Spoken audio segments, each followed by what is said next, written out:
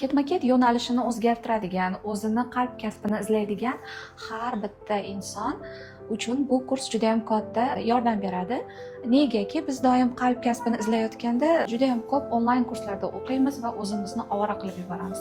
Aslida o'zimizga kerak bo'lgan kasb, o'zimizga kerak bo'lgan intellekt, salohiyat bizda har doim bor va bu haqda bizga doim o'zimizni istaklarimiz, harakatlarimiz va tashqi dunyodagi insonlar bilan munosabatlarimizda o'zimizni namoyonligimiz aniq-tiniq berilgan bo'ladi. Faqat biz bunga butunlay kuchimizni, iqtidorimizni yig'ib, o'sha joyda rivojlanish nuqtasini bilmaymiz. Aynan rivoj nuqtasini bilmaymiz.